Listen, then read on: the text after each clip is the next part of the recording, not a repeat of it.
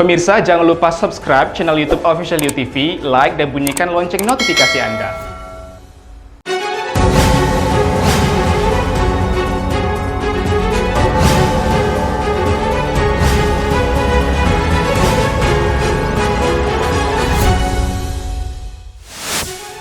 Komisi Pemberantasan Korupsi melakukan operasi tangkap tangan di Kabupaten Penajam Pasir Utara, Kalimantan Timur. Ex-penyidik KPK Stepanus Robin Patuju divonis 11 tahun penjara. Seorang warga bernama Mariulis menggugat pemerintah ke Pengadilan Negeri Tanjung Pinang. Halo pemirsa, kita berjumpa dalam program UNews. Program ini memberikan informasi bermakna kepada Anda mengenai sejumlah peristiwa menarik di tanah air. Bersama saya Yulia Dwi Tari dan inilah UNews selengkapnya. Komisi Pemberantasan Korupsi melakukan operasi tangkap tangan atau OTT di Kabupaten Penajam Pasir Utara, Kalimantan Timur, Rabu 12 Januari 2022. PLT Juru Bicara Komisi Pemberantasan Korupsi KPK, Ali Fikri, membenarkan adanya kegiatan OTT di Kabupaten Penajam Pasir Utara tersebut. Meski demikian, Ali Fikri tidak menjelaskan secara rinci pihak yang ditangkap tangan. Akan tetapi, Ali Fikri mengatakan kegiatan OTT tersebut terkait dugaan suap dan gratifikasi. Menurut Ali Fikri, saat ini tim KPK masih melakukan penyelidikan kasus ini dengan melakukan pemeriksaan kepada beberapa pihak. Ali Fikri menjelaskan, nantinya KPK akan mengumumkan hasil kegiatan OTT ini ke masyarakat setelah seluruh pemeriksaan selesai dilakukan.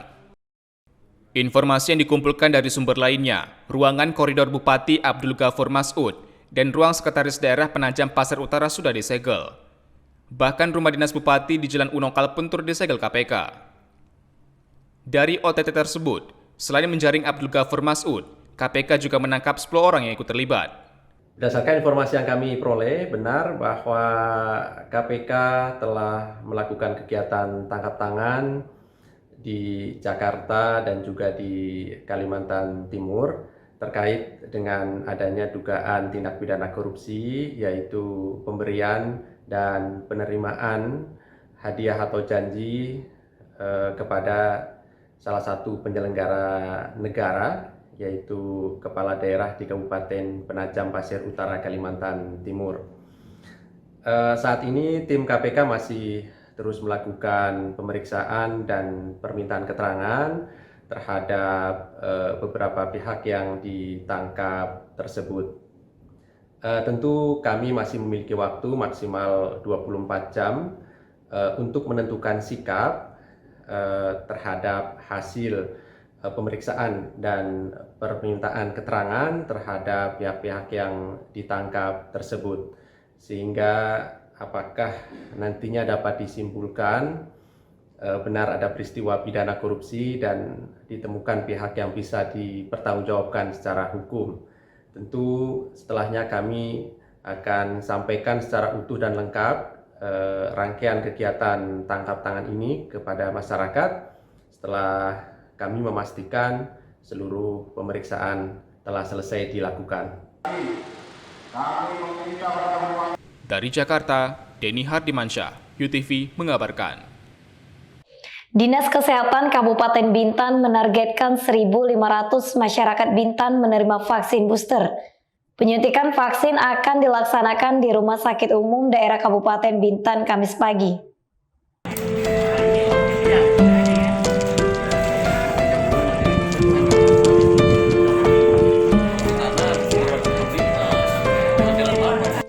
Pemerintah Kabupaten Bintan membuka pelaksanaan vaksin booster untuk lansia dan usia 18 tahun ke atas di RSUD Kabupaten Bintan Kamis pagi. Vaksin booster diberikan kepada masyarakat yang sudah divaksin dosis pertama dan kedua, baik Sinovac maupun AstraZeneca. Penyuntikan vaksin booster dilakukan dalam jangka waktu di atas 6 bulan setelah dosis kedua, yaitu pada bulan Juli sebelum tanggal 13. Kepala Dinas Kesehatan Kabupaten Bintan, Dr. Gama A.F. Isnaini mengatakan, Dinkes Bintan menargetkan 1.000 sampai 1.500 masyarakat yang divaksinasi booster. Pemerintah juga menyediakan 1.000 paket bahan pokok yang dibagikan kepada 1.000 orang yang melakukan vaksin ketiga atau booster. Sekarang Pfizer boleh untuk semuanya. Misalkan pertama dengan dengan Sinovac atau pertama dengan AstraZeneca boleh diberikan booster, ya. Atau yang AstraZeneca juga boleh diberikan Moderna. Tapi untuk yang Sinovac sama AstraZeneca, dosis boosternya boleh menggunakan booster.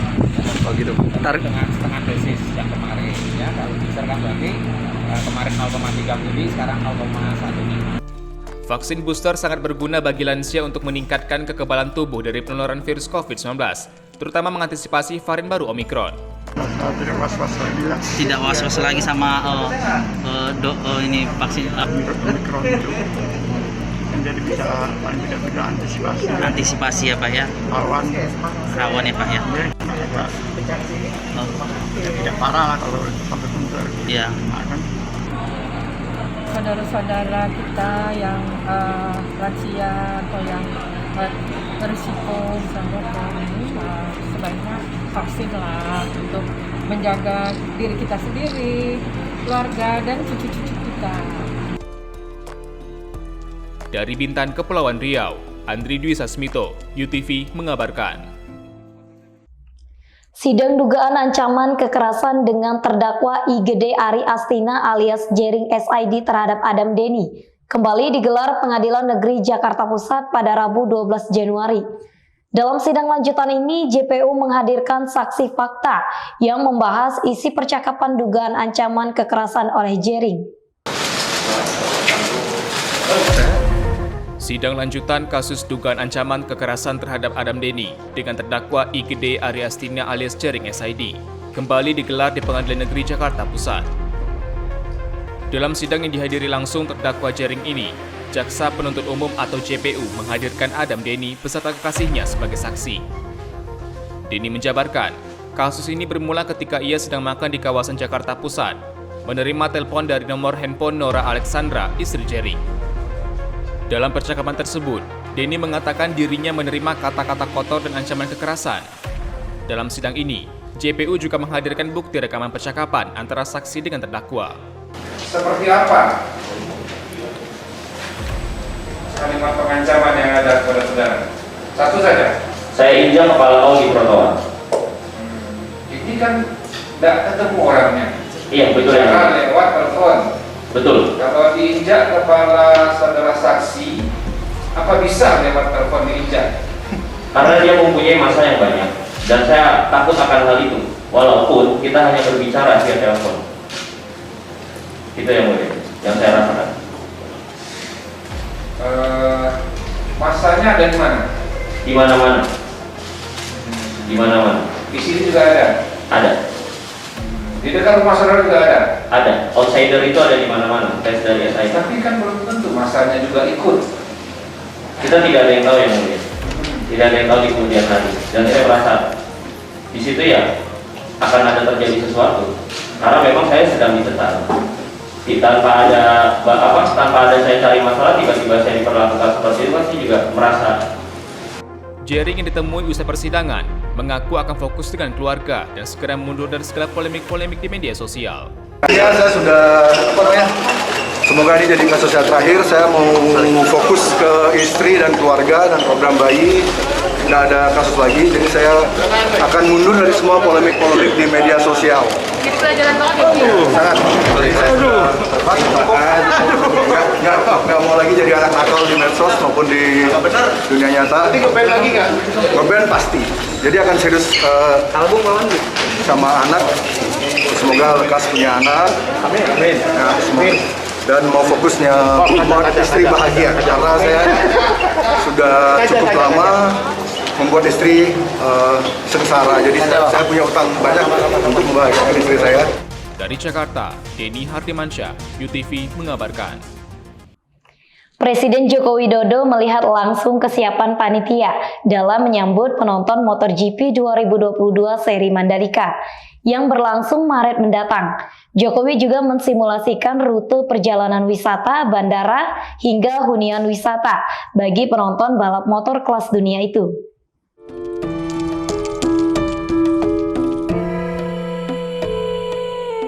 Presiden Joko Widodo mensimulasikan rute perjalanan wisata bagi penonton MotoGP 2022 seri Mandalika, mulai dari pintu kedatangan Bandara Internasional Lombok hingga kawasan sirkuit. Jokowi mengendarai motor custom pribadinya menempuh rute bypass arah Bundaran Sungguh Lombok Tengah, kemudian menuju area sirkuit Mandalika. Ia tampak mengecek seluruh sarana infrastruktur dan hasil akhir dari penyempurnaan sirkuit Mandalika yang siap menyambut gelaran MotoGP pada Maret 2022. Jokowi juga meninjau kawasan pemukiman warga di Desa Kuta Pujut yang diubah menjadi sarana hunian pariwisata atau homestay. Mulai tadi saya cek langsung kedatangan di bandara, kemudian proses yang ada di dalam bandara, saya lihat semuanya yang berkaitan dengan protokol kesehatan, yang berkaitan dengan cek untuk PCR, cek bahwa sudah vaksin 2 kali semuanya. Pemprov NTB juga menyerahkan sertifikat HSE kepada 390 hunian pariwisata di sekitar kawasan Mandalika untuk akomodasi penunjang perhelatan MotoGP. Selain itu, ribuan rumah warga akan direvitalisasi agar tertata rapi menjadi kawasan desa wisata penyangga. Dari Lombok Tengah, Nusa Tenggara Barat, Kantor Berita Antara, UTV mengabarkan. Ex-penyidik KPK Stefanus Robin Patuju divonis 11 tahun penjara dan harus membayar uang pengganti 2,3 miliar rupiah. Dalam proses persidangan terungkap, ia menerima suap dari sejumlah orang untuk mengamankan perkara di KPK.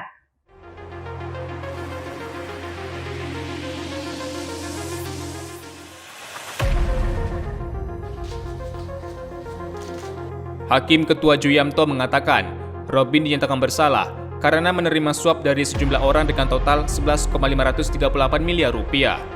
Uang haram tersebut dimaksudkan untuk mengamankan perkara yang sedang ditangani Komisi Pemberantasan Korupsi. Hakim menjatuhkan pidana terhadap terdakwa dengan pidana penjara 11 tahun dan denda 500 juta rupiah subsidi 6 bulan kurungan. Robin juga diwajibkan membayar uang pengganti 2,3 miliar rupiah paling lambat 1 bulan setelah putusan pengadilan berkekuatan hukum tetap. Dijatuhkan pidana oleh karena itu terhadap terdakwa Stefanus Robin Patuju dengan pidana penjara selama 11 tahun dan pidana denda sejumlah 500 juta rupiah subsidi 6 bulan kurungan. 3. Menjatuhkan pidana tambahan terhadap terdakwa tersebut untuk membayar uang pengganti sejumlah 2.322.577 rupiah selambat-lambatnya 1 bulan setelah putusan pengadilan memperoleh kekuatan hukum tetap. Jika dalam jangka waktu tersebut terdakwa tidak membayar uang pengganti, maka harta bendanya disita oleh jaksa dan dilelang untuk menutupi uang pengganti tersebut. Robin bersalah karena melanggar pasal 12 huruf A, junto pasal 18, Undang-Undang Nomor 31 Tahun 1999 tentang pemberantasan tindak pidana korupsi, sebagaimana telah diubah dengan Undang-Undang Nomor 20 Tahun 2001 tentang pemberantasan tindak pidana korupsi, junto pasal 55 ayat 1 ke 1 dan pasal 65 ayat 1 KUHP. Dari Jakarta, Edi Hardimansyah, UTV mengabarkan. Mantan Kepala Badan Penanggulangan Bencana Daerah atau BPBD Kabupaten Halmahera Barat, Abdullah Ishak, ditemukan tidak bernyawa di atas perahu pada Rabu kemarin. Sebelumnya, Abdullah dinyatakan hilang selama 2 hari saat melaut di perairan Jailolo, Halmahera Barat. Dinyatakan hilang selama 2 hari saat melaut, mantan Kepala BPBD Kabupaten Halmahera Barat, Abdullah Ishak, ditemukan tidak bernyawa di atas perahu pada Rabu kemarin. Pria 51 tahun ini ditemukan oleh tim SAR gabungan sekitar pukul 8 waktu Indonesia Timur di perairan Jailolo. Saat ditemukan, Abdullah dalam posisi telentang di atas longboat yang terapung. Sebelumnya pada 10 Januari lalu, Abdullah pergi ke laut untuk memancing. Karena tidak kunjung pulang hingga sore hari, pihak keluarga bersama tim dari TNI Polri dan BPBD Kabupaten Halbar melakukan pencarian. Setelah dinyatakan hilang selama 2 hari, dengan menyisir lokasi yang diduga dituju Abdullah saat memancing, tim SAR gabungan akhirnya menemukan Abdullah dalam kondisi tidak bernyawa di atas perahu. Jenazah Abdullah dievakuasi oleh tim SAR gabungan untuk diserahkan ke pihak keluarga. Selanjutnya korban dievakuasi ke RIF 02 Ternate dan dibawa menuju ke pelabuhan Jailolo Kabupaten Halmahera Barat. Selanjutnya dilaksanakan proses evakuasi menuju ke rumah keluarga korban. Saat ini, pihak keluarga tengah mengurus prosesi pemakaman, namun belum diketahui penyebab wafatnya Abdullah Ishak. Dari Halmahera Barat, Maluku Utara, Kantor Berita Antara, UTV mengabarkan. Saudara, seorang warga bernama Mariulis menggugat pemerintah ke Pengadilan Negeri Tanjung Pinang karena merasa keberatan dengan harga ganti rugi lahan miliknya. Lahan di Kelurahan Tanjung Permai, Kecamatan Seri Kuala Lobam, Bintan, Kepulauan Riau itu akan digunakan untuk proyek pembangunan jembatan Batam Bintan.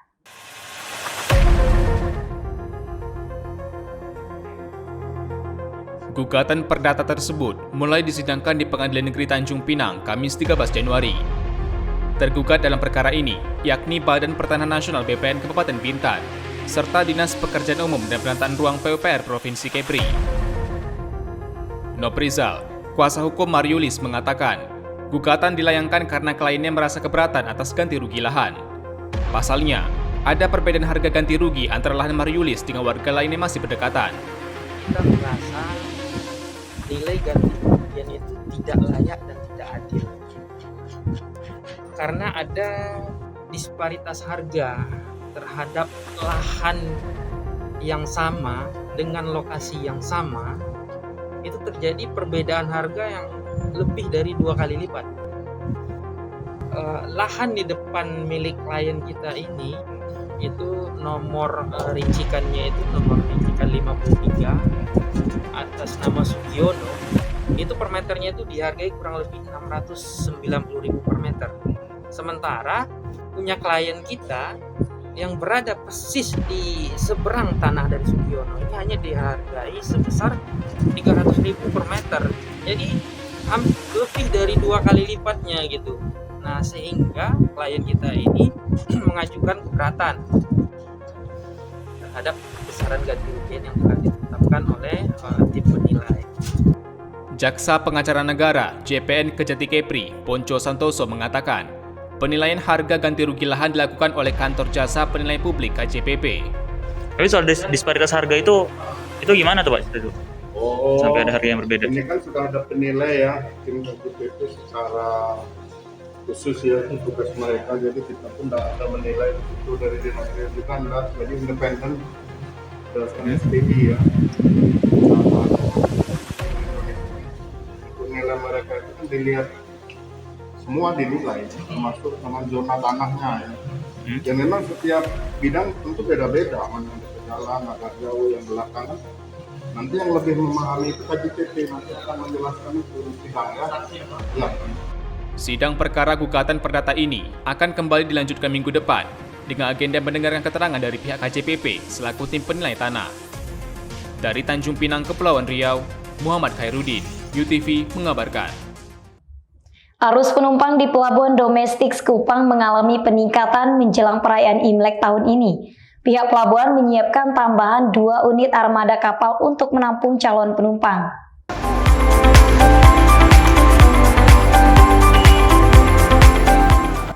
Jumlah penumpang di pintu keberangkatan antar pulau di Pelabuhan Domestik Sekupang mengalami peningkatan. Antrian penumpang di konter penjualan tiket kapal terlihat lebih padat dibandingkan hari biasanya. Jumlah penumpang yang biasanya rata-rata 1.400 per hari, kini meningkat menjadi 1.500 penumpang setiap harinya. Jumlah penumpang meningkat untuk tujuan Boton dan Dumai Provinsi Riau. Untuk mengantisipasi kepadatan calon penumpang, pihak pengelola menyiapkan tambahan 2 unit armada kapal. Jumlah penumpang untuk keberangkatan ke luar Sekupang menuju ke Dumai dan Buton sudah ada peningkatan. Rata-ratanya kurang lebih 1.400-1.500. Cuman untuk Imlek kemungkinan bisa lebih banyak gitu Pak ya. Untuk persiapan armada mungkin kita juga sudah mempersiapkan juga dari pihak jasa ejen. Chandra menambahkan, untuk mengantisipasi penumpukan calon penumpang, pihaknya mengatur pintu masuk penumpang sesuai dengan tujuan keberangkatan. Pihaknya juga menyiapkan fasilitas protokol kesehatan untuk penumpang, serta pengecekan dokumen syarat perjalanan. Dari Batam, Kepulauan Riau, Panca Nugraha, UTV mengabarkan.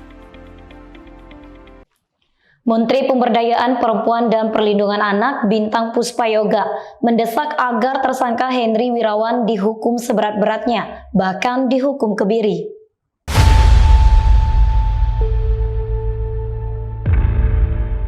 Menteri Pemberdayaan Perempuan dan Perlindungan Anak atau PPA, Bintang Puspayoga, mendukung pihak-pihak yang menginginkan Heri Wirawan, tersangka ruda paksa 13 santriwati dihukum kebiri. Ia juga mendukung tuntutan jaksa penuntut umum yang menuntut Heri Wirawan dengan hukuman mati, kebiri kimia hingga dimiskinkan. Menurut Bintang, tuntutan yang diberikan jaksa penuntut umum sudah tepat agar pelaku kekerasan seksual dihukum seberat-beratnya. Tuntutan yang diberikan kepada tersangka itu adalah tuntutan yang seberat-beratnya. Kami menyampaikan apresiasi yang setinggi-tingginya sebenarnya dalam penanganan kasus-kasus belakangan ini, sinergi kolaborasi aparat penegak hukum memberikan kacamata yang sama dalam suatu penanganan kasus sudah luar biasa. Sementara itu, Wakil Menteri Agama Zainud Tauhid juga menyebut tuntutan itu telah sesuai dengan harapan masyarakat sehingga dapat memberikan efek jerah bagi pelaku. Dan ini juga mudah-mudahan bisa memberikan efek jerah pada orang-orang yang akan melakukan hal yang serupa. Bagaimanapun juga pondok pesantren sebagai lembaga pendidikan harus bersih, harus terhindar dari perilaku-perilaku yang tidak baik, apalagi tidak susila. Zainud menambahkan, Kementerian Agama melakukan koordinasi dengan berbagai pihak terutama pondok pesantren untuk melakukan investigasi terhadap kasus tersebut. Sementara itu, para korban melalui kuasa hukumnya Yudi Kurnia meminta Majelis Hakim Pengadilan Negeri Bandung menjatuhkan vonis hukuman mati terhadap Heri Wirawan. Dari Jakarta, Kantor Berita Antara, UTV mengabarkan. Presiden Kazakhstan Kassym-Jomart Tokayev melantik pemerintahan baru yang dipimpin oleh Perdana Menteri Alyan Smailov pada 12 Januari lalu. Situasi di Kazakhstan mulai kondusif pasca kerusuhan besar yang terjadi di negara tersebut. Pemerintahan baru Kazakhstan mulai menjabat. Setelah dilantik Rabu 12 Januari, Presiden Kazakhstan Kassym-Jomart Tokayev melantik pemerintahan baru yang dipimpin oleh Perdana Menteri Alyan Smailov. Perdana Menteri Smailov menekankan, tugas utama pemerintah saat ini adalah melaksanakan instruksi Presiden Tokayev, yaitu meningkatkan kualitas hidup masyarakat, meningkatkan pertumbuhan ekonomi, mencegah penyebaran pandemi COVID-19, serta memperbaiki kerusakan pasca kerusuhan selama beberapa hari kemarin. Menurut laporan dari kantor berita Kazakhstan, saat ini situasi di Kazakhstan menjadi lebih stabil.